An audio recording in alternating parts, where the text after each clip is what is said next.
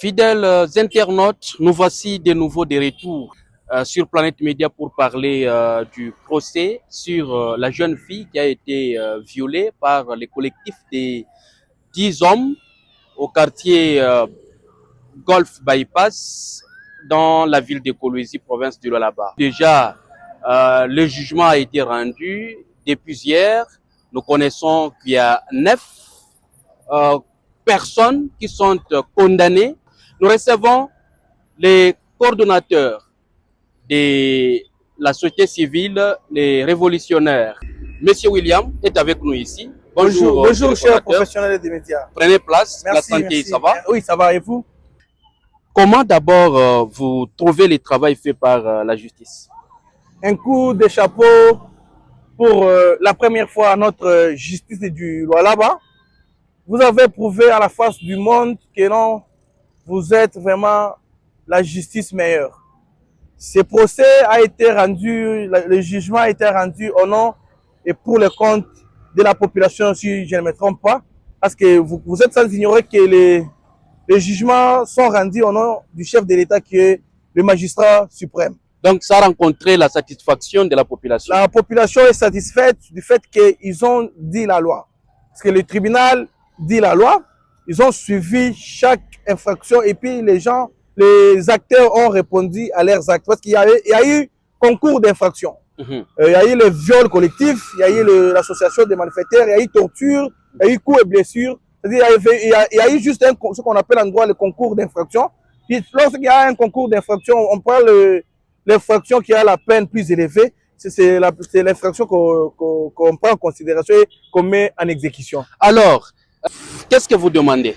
Nous demandons à la justice de garder la même position, la neutralité dans des dossiers comme pareil. Vous voyez, au Lualaba, il n'y a pas seulement les dossiers de viol. Il y a beaucoup de cas de banditisme, criminalité urbaine, que nous avons longtemps lutté contre la criminalité urbaine avec l'homme que je salue en passant, le président Kaïma, avec l'accompagnement du ministère de l'Intérieur, avec l'appui de son Excellence, Monsieur le ministre Roy Kaumba Mayonde, qui ne cesse jamais, qui ne dort pas à 0 heure. À tout moment, nous l'appelons. S'il y a un cas de sécurité, il parvient à l'aide. Debout. Il est debout à chaque fois. Mais nous l'avons vu du début à la fin lors de l'audience d'hier au niveau de la Poste. L'audience n'avait pas concerné seulement le ministère de l'Intérieur.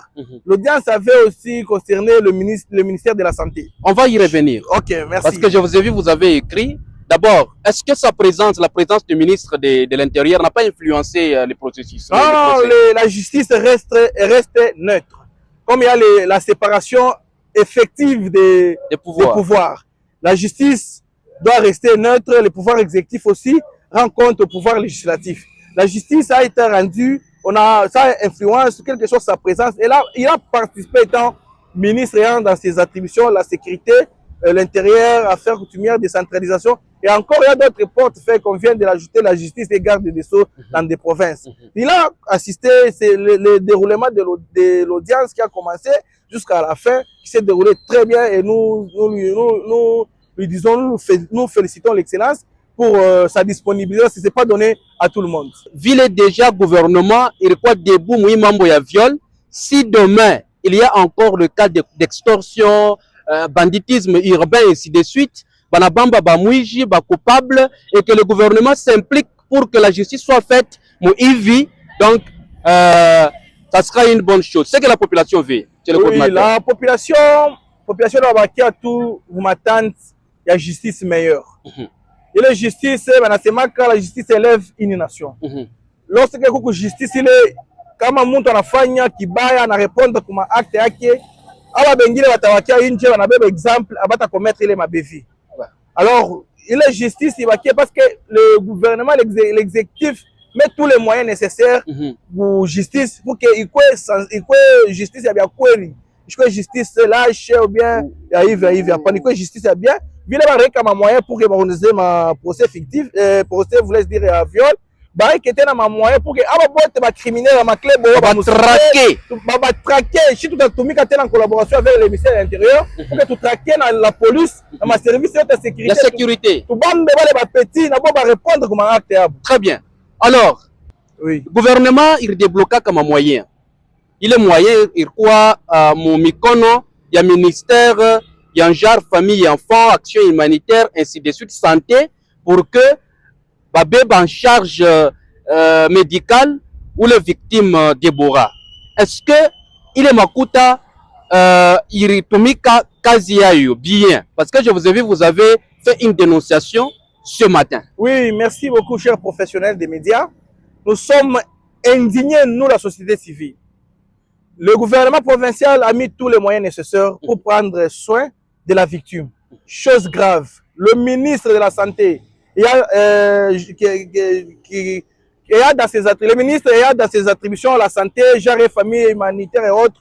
Nous avons constaté qu'elle n'a pas mis ces moyens-là en faveur de la victime. La victime est délaissée à son triste sort. Depuis le 28 décembre que la victime a été violée, jusqu'à preuve de contraire, la victime n'a jamais eu un soin approprié qui a été donné pour les maladies ou bien les mycoses qu'on a trouvées. Elle a passé plus de 5 à 6 fois à 2 examens. Nous nous demandons quels sont les résultats de ces examens-là et pourquoi on ne donne pas de soins appropriés à cette victime-là. Mais on avait dit que le gouvernement avait pris en charge la victime. Si le gouvernement a décaissé l'argent, bien le gouverneur, l'exécutif provincial a cette information, c'est une fausse information. J'ai été avec la victime hier dans ma voiture, moi. Je l'ai pris de la maison jusqu'au lieu du procès.